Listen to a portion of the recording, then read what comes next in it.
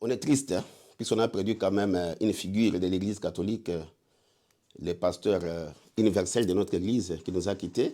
Bien sûr, il était malade. C'est vrai que la mort existe, mais il est parti, à mon avis, très brusquement, parce qu'il avait encore sur sa table beaucoup de dossiers à traiter. Alors, il est parti, le Seigneur l'a rappelé auprès de lui, et nous lui disons merci pour tout ce qu'il a fait pour l'Église.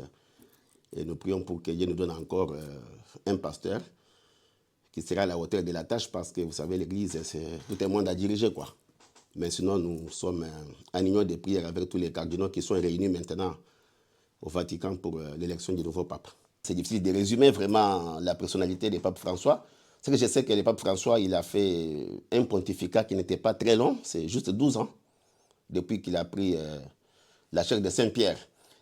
Bon, il y a beaucoup d'aspects sur le pape François, mais moi, je voudrais parler juste de son aspect franciscain. Alors, ce n'est pas parce que je suis franciscain, mais quand même, il a pris le nom de Saint François d'Assise, qui est le patron de notre ordre. Le pape François, il était le pape des pauvres. En résumé, il était le pape des pauvres. Il s'est plus occupé des questions sociales. Et aussi, il s'est occupé des questions de réchauffement climatique. Il a écrit 4 encycliques. Et quand vous lisez toutes ces encycliques, il parle de l'amour, de l'humanité, de l'amour de la création, de l'amour de la nature.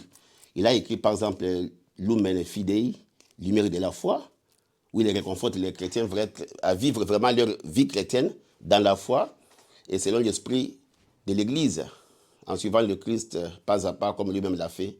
Il a écrit l'encyclique très très importante que j'aime beaucoup, Laudato Si, sur le respect de la nature et aussi de l'environnement, où il nous demande de bien gérer la maison commune qui est notre terre, de bien protéger cette terre parce que ça nous appartient à nous tous, par rapport à tout ce que nous remarquons dans certains pays, les pillages, les non-respects de la nature, la pollution, ainsi de suite. Mais dans son encyclique Laudato Si, qui est sortie depuis 1915, vraiment, il nous invite vraiment à avoir le respect de la case commune, puisque c'est l'héritage commun que nous devons laisser aux générations futures.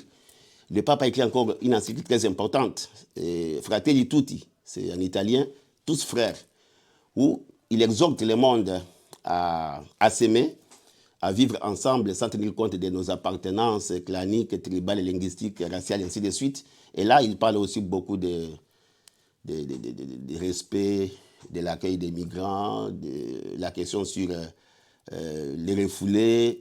C'est un pape vraiment qui était très très proche des pauvres. Et aussi, il a écrit dernièrement une encyclique qui est encore d'actualité, Dilexit Nos, c'est en latin. Il nous a aimés. Qui nous a aimés? C'est le Christ, c'est le Seigneur. Il nous invite aussi à nous aimer les uns les autres. Donc sur l'amour divin et l'amour de Dieu. Et là, le pape nous invite dans toutes ses encycliques de vivre vraiment dans l'unité.